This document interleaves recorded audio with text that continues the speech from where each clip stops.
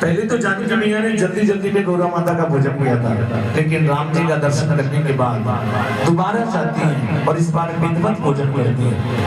मैया गौरा से आशीर्वाद मांगती हैं कि निज स्वरूप सुभगवर माना, अर्थात हे माँ मेरे स्वरूप के अनुसार ही मुझे वर की प्राप्ति हो।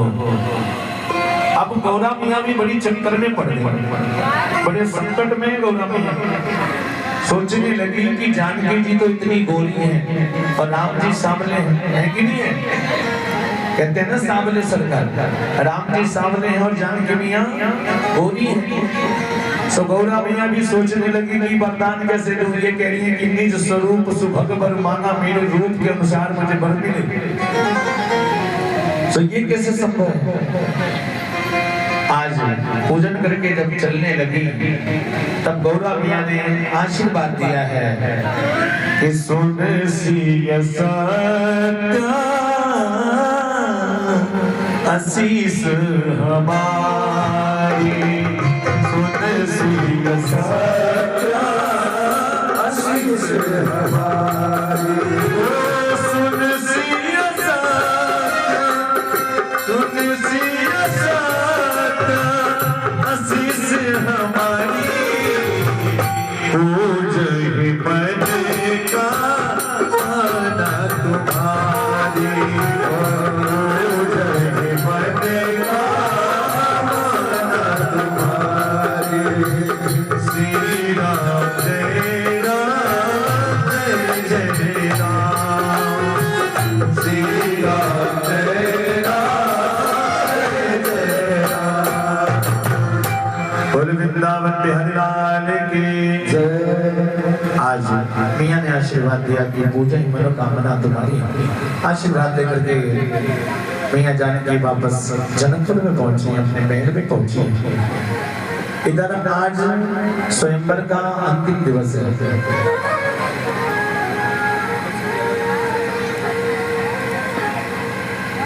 आज स्वयंवर का अंतिम दिवस है और आज महाराज जनक बेचारे बड़े ही उदास हैं।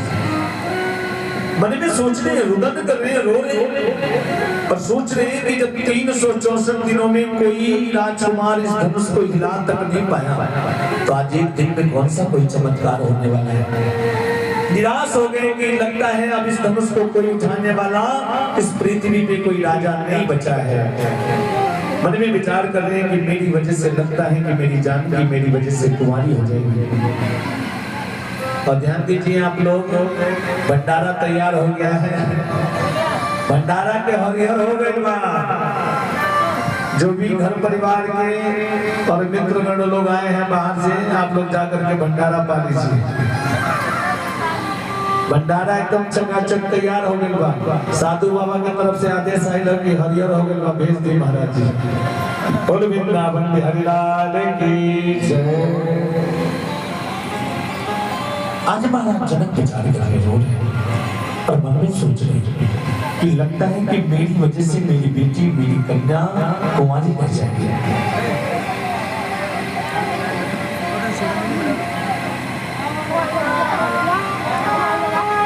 अगर मेरी बेटी का विवाह नहीं हुआ ना तो सभी लोग मुझे ही दोष देंगे। दुनिया यही कहेगी कि महाराज जनक ने ऐसा पण्य किया जिसकी वजह से उनकी बेटी कुंवारी रह गई। और यदि मुझे पहले से पता होता कि संसार में कोई वीर, कोई राजा नहीं बचा है, कोई पराक्रमी नहीं बचा है, तो मैं ऐसा पढ़ कदापि नहीं करता जिसकी वजह से मेरी बेटी कुंवारी न जाती। आज महाराज जनक रुदन कर रहे हैं, उदास हैं, अधीर हो रहे हैं। लोग मुझे कहेंगे, मेरे नाम पे कलंक लग जाएगा। लोग कहेंगे कि महाराज जनक ने ऐसा पढ़ किया और उनकी प्रण के वजह से ही आज जानकी कुंवारी बैठी है, उसका विवाह नहीं होता। रो रहे और हाथ उठा करके कहते हैं कि हे देश देश के राजागण, हम किसे कहे बलशाली हैं और हमको तो ऐसा लगता है कि पृथ्वी वीरों से खाली है। अगर मुझे पता होता कि संसार में कोई वीर नहीं बचा है तो मैं ऐसा वर्ण कदापि नहीं करता। और उसी समय सज्जनों वहां रावण पहुंचता है।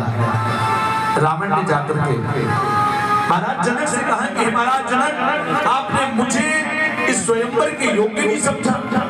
आपको मेरे साहस पे, मेरी वीरता पे कहीं से कोई संदेह है क्या? मेरे पराक्रम पे आपको संदेह है? आपने मुझे निमंत्रण नहीं दिया, क्या मैं इस यज्ञ के योग्य नहीं था? महाराज जनक रुदन कर रहे और रोते हुए कहते हैं, गलती हो गई मुझसे। रावण ने कहा तो अब से निमंत्रण स्वीकार कर लो। महाराज जनक कहते हैं, हमारा स्वीकार कर निश्चित। रावण ने कहा जाओ, जाकर के उठा दो धनुष को। महाराज जनक रो भी रहे और कहते हैं कि हाँ जाकर के उठाइए। तो स्वयंवर में बाणासुर भी पहुंचा है, रावण गया है। रावण धनुष के पास जाता है सज्जनों, लेकिन जैसे धनुष के पास पहुंचा तो देखता क्या है, उस धनुष पे कुछ लिखा हुआ था। और जो लिखा था ना, वो कोई साधारण अक्षर नहीं था, बल्कि ब्रह्मा जी के द्वारा रचित ब्रह्माक्षरी था, ब्रह्माक्षरी का। उस सभा में कोई भी ऐसा राजा नहीं था जिसको ब्रह्माक्षरी का ज्ञान हो। रावण विद्वान था, पंडित था, ज्ञानी था। रावण को भूत भविष्य की बात पता थी। रावण को मस्तिष्क रेखा का ज्ञान था। रावण को ब्रह्माक्षरी का ज्ञान था। रावण ने जैसे धनुष को तरफ देखा, देखते समझ गया उस धनुष पे लिखा था कि जो भी इस धनुष को तोड़ेगा उसके पिता की मृत्यु हो जाएगी, उसको 14 वर्षों तक अपनी पत्नियों के साथ भटकना पड़ेगा, बने में रहना पड़ेगा। रावण ने देखा और देख करके सोचने लगा कि अगर एक पत्नी होती तो मैं रिक्स लेता, यहाँ इतनी सारी पत्नियों को लेकर के कहाँ जंगल में भटकता रहूंगा। उस धनुष को छूता तक नहीं है। और उस सभा में जितने भी राजा लोग थे ना, उन सभी राजाओं के मस्तिष्क को देखने लगा, विचार करने लगा कि चलो देखूं तो सही कि इस धनुष को तोड़ने का सौभाग्य किसको प्राप्त हो रहा है। सारी राजाओं को देखते देखते जैसी रावण की नजर राम के ऊपर पड़ी तो राम से कहता है, राम इधर आओ। राम जी रावण के पास पहुंचे हैं, जाकर के रावण को प्रणाम किया है। तब रावण राम से कहता है कि राम तुम चिंता मत करो, मैं देख रहा हूँ इस धनुष को तोड़ने का सौभाग्य तुमको ही प्राप्त होगा, ये धनुष तुम्हारे हाथों से टूटेगा। रावण की बातों को सुनकर के राम जी हाथ जोड़ करके रावण से कहते हैं, महाराज ये आप कैसे देख करके बता रहे हो? रावण ने कहा कि जो इस धनुष पे लिखा है ना, वही तुम्हारे मस्तिष्क पे भी लिखा है, तुम्हारे ललाट पे भी वही लिखा है। तो राम जी ने कहा, महाराज मेरे ललाट पे, मेरे मस्तिष्क पे और क्या लिखा है? तब रावण राम से कहता है, हे राम तुम्हारे मस्तिष्क पे है पीताम्बर बनवास लिखा है। राम तुम्हारे मस्तिष्क पे है पीताम्बर बनवास लिखा है। राम तुम्हारे मस्तिष्क पे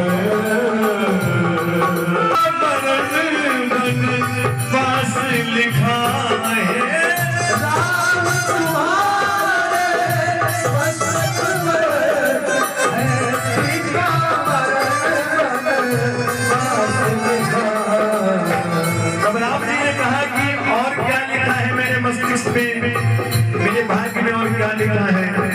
अब रावण राम से कहता है कि राम इतना ही नहीं, मैं ये भी देख रहा हूँ, हे राम तुम्हारे हाथों से राम तुम्हारे हाथों से रावण का सर्वनाश लिखा है, राम तुम्हारे हाथों से रावण का सर्वनाश लिखा, रावण का सर्वनाश लिखा, रावण का सर्वनाश लिखा। और बोल वृंदावन बिहारी लाल की जय। सज्जनों, इतना कह करके रावण उस सभा से जाने लगा। जो पहले से राजा लोग बैठे थे ना, वो सब रावण को देख करके हंसने लगे। बड़ा वीर बन करके आया था, बड़ा पराक्रमी बन रहा था, धनुष को उठाने की तोड़ने की बात कर रहा था, छुआ तक नहीं, बिना छुए चला जा रहा है। सभी राजा लोग जब हंसने लगे ना, तो रावण पीछे मुड़ करके और उन सभी राजाओं को हाथ उठा करके सबको जवाब देता है, ऐ राजा लोग, यदि मैंने धनुष को नहीं उठाया, मैंने धनुष को नहीं छुआ, इसका मतलब ये नहीं कि मैं कायर हूं। अरे बात जानकी की, जो इस धनुष को तोड़ेगा जानकी से नाता जोड़ेगा। तो आज इस भरी सभा में ये रावण प्रण करता है कि इस जानकी को एक न एक दिन अपने लंका में ले जा करके मारूंगा, और वही रावण माता जानकी का हरण करके लंका में लेके जाता है। बोल वृंदावन बिहारी लाल की जय। रावण के जाने के बाद अपने गुरु जी के आदेश का पालन करते हुए प्रभु श्री राम अपने आसन से खड़े होते हैं, और जितनी देर में पलक चमकता है उतनी देर में धनुष का खंडन किया है। और जैसे खंडन हुआ, महाराज जनक के नेत्र सजल हो गए। महाराज जनक सोच रहे हैं कि विधाता ने मेरी पुत्री के लिए कितना सुंदर वर भेजा है। मियां जानकी अपने हाथ में माला लेकर के राम जी को माला अर्पण करने के लिए, माला पहनाने के लिए आ रही है। और सज्जनों, शादी विवाह में थोड़ा हंसी विनोद होता है। जैसी मियां जानकी राम जी के पास पहुंची ना, तो राम जी एक तो पहले से जानकी मियां से थोड़े बड़े हैं, हाइट में भी बड़े हैं, लंबे हैं, और ऊपर से 1.5 हाथ का मुकुट पहन रखा है। तो जानकी मियां छोटी है, राम जी बड़े हैं, हाथ नहीं पहुंच रहा है, माला कैसे पहना है। सखियों ने राम जी से कहा, राम जी थोड़ा सर को नीचे कर लीजिए, हमारी जानकी का हाथ नहीं पहुंच रहा है, माला कैसे पहनाए आपको। जब सखियों ने ये बात कहा ना, तो राम जी और भी तन करके खड़े हो गए। पहले तो थोड़े ढीले डाले थे, बहुत टाइट हो गए। बोले, हम लोग सूर्यवंशी क्षत्रिय हैं और हमने अपने जीवन में कभी झुकना नहीं सीखा। इनसे कह दो माला पहनाना है तो पहनाए, नहीं पहनाना है मत पहनाए, लेकिन हम झुकेंगे नहीं, क्योंकि झुकना हमारी मर्यादा के विरुद्ध है, हमारे सम्मान के विरुद्ध है। सखियों ने राम जी से कहा, राम जी ये ससुराल है, और ससुराल में तो अच्छे अच्छे झुक जाते हैं, फिर आप कहाँ के हो। राम जी ने कहा, जो भी हो, लेकिन मैं झुकने वाला नहीं हूँ। सखियों ने सोचा आप क्या करें, सारी सखियां दौड़ करके जाती हैं, जाकर के महाराज जनक के मंत्री से कहती है, महाराज जनक के मंत्री से कहते हैं कि आप राम जी से कह दो ना थोड़ा सर को नीचे कर ले। मंत्री की इतनी हिम्मत कहाँ कि राम जी से कहें सर नीचे करने के लिए। मंत्री दौड़ करके जाते हैं, महाराज जनक से कहते हैं कि महाराज जनक आप राम जी से कह दो ना कि थोड़ा सर को नीचे कर ले। देखो ना हमारी बिटिया रानी कितनी देर से हाथ में माला लेकर के खड़ी है, उसके हाथों में दर्द हो रहा होगा, उसके पैर थक गए होंगे। महाराज जनक को विदेह राज जनक कहा गया। सज्जनों, महाराज जनक ने कहा कि किसी दूसरे राज्य के राजकुमार को अपने राज्य में, अपने घर में बुला करके और फिर उससे झुकने के लिए कहा जाए, ये मर्यादा के विरुद्ध है, ये काम में नहीं कर सकता। आप एक काम करो, इनके गुरुजी से कह दो, गुरुजी कह देंगे चेला सर को नीचे कर लो। चेला सर को नीचे कर लेगा, बात बन जाएगी। मंत्री गुरुजी के पास गए, गुरुजी ने कहा देखो विवाह करवाना जरूरी था, इसलिए हमने वो करवा दिया।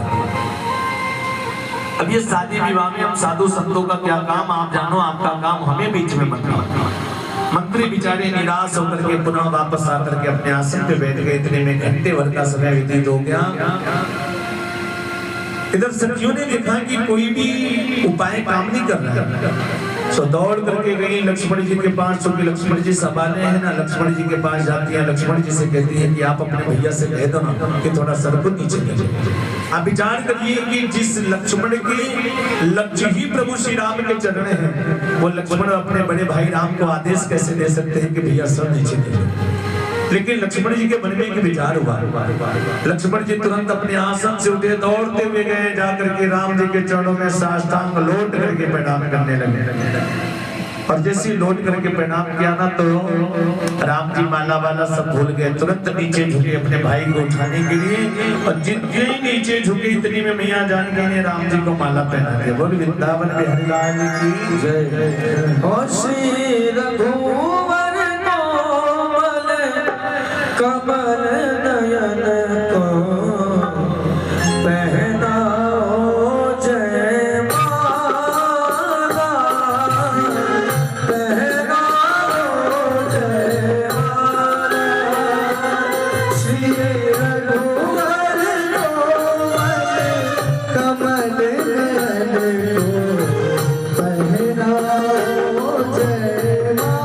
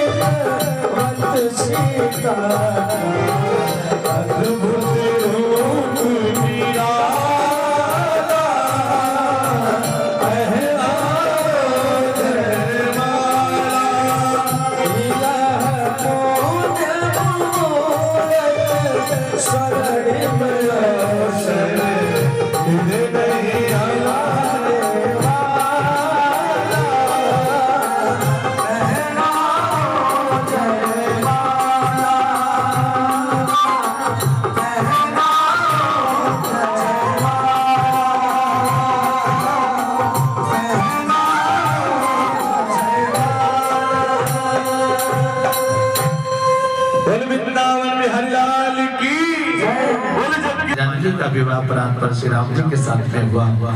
फिर महाराज जनक ने अपने मंत्रियों से मंत्रणा किया, अयोध्या में निमंत्रण भेजा है। महाराज दशरथ अपने दो पुत्र तो पहले से जनकपुर में पहुंचे हुए हैं, सो भरत और शत्रुघ्न को लेकर के बारात लेकर के जनकपुर में आए हैं। यहाँ आने के बाद आपस में परामर्श करने के बाद क्रमशः चारों पुत्रों का विवाह महाराज जनक के चारों कन्याओं के साथ में हुआ है। और उसके बाद महाराज दशरथ चार बहुओं को लेकर के अयोध्या में पहुंचे हैं। वर्णन आता है कि जब ते राम ब्याह घर आए, नित नौ मंगल मोद बधाए। जब से राम का विवाह हुआ है, राम जी वापस आए अयोध्या में, खुशी का कोई ठिकाना नहीं है। रोज नित मंगल गीत गाए जा रहे हैं। और सज्जनों कहते हैं कि कभी कभी ज्यादा खुशी को भी नजर लग जाती है। कहते हैं ना कि सुख का संवाद कभी दुख का कारण बन जाता है, और मीठी बोली के कारण ही तोता पिंजरे में आता है। आज ऐसा लगा कि अवध को भी नजर लग गई। वो स्वामी जी को लिखना पड़ा अयोध्याकांड में कि अवध 7.5 तब बोली, अवध के ऊपर भी 7.5 लग गई। महाराज दशरथ राम के राज्याभिषेक की तैयारियां कर रहे हैं। इधर माँ कैकेयी आकर के महाराज दशरथ से अपने 2 वरदान मांगती है। तापस वेश विशेष उदासी, 14 वर्ष राम वनवासी। इस प्रकार से राम के लिए भरत के लिए राज्यगद्दी, राम का वन हुआ है, साथ में लक्ष्मण गए, मां जानकी गई, जबकि उनका वनवास नहीं हुआ था। सज्जनों, चूंकि समय काफी निकल चुके हैं, हम लोग राम कथा को बड़ी जल्दी विराम करेंगे और भगवान श्री कृष्ण के जन्मोत्सव की तरफ प्रवेश करेंगे। राम जी वन में गए, वहां जाकर के रावण से युद्ध हुआ, रावण जानकी का हरण करके ले गया। लक्ष्मण जी को मूर्छावाण लगी, लौट करके वापस आए हैं। 14 वर्षों के बाद वनवास का समय व्यतीत किया है, वापस अयोध्या में आए हैं। राम राज्य की स्थापना हुई है और इसीलिए हम लोग कहते हैं कि सज्जनों,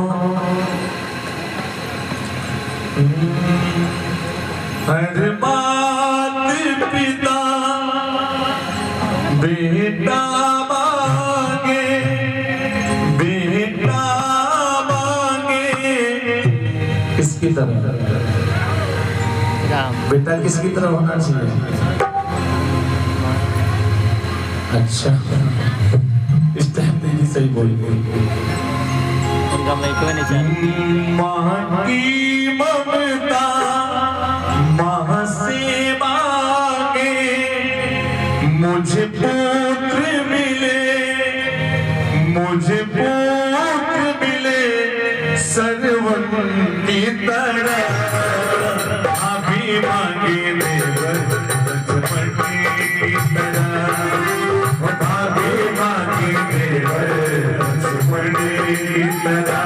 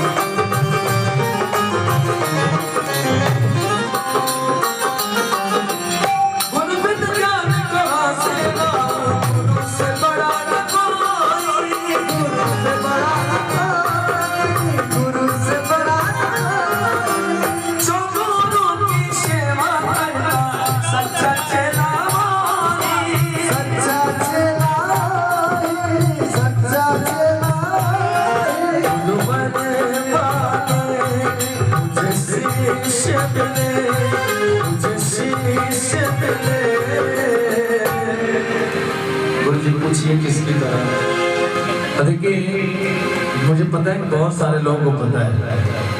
अब हमारे पद्माकर जी से तो मैं पूछूंगा नहीं, क्योंकि भाई हमारे साथ ही रहे तो इनको तो सब पता होगा। शिष्य गुरु, शिष्य किसकी तरह चाहता है जी? सुना है बोलो वृंदावन बिहारी लाल की, एक बार इनके लिए जोरदार ताली बजाइए। वो बोलो मुझे शीश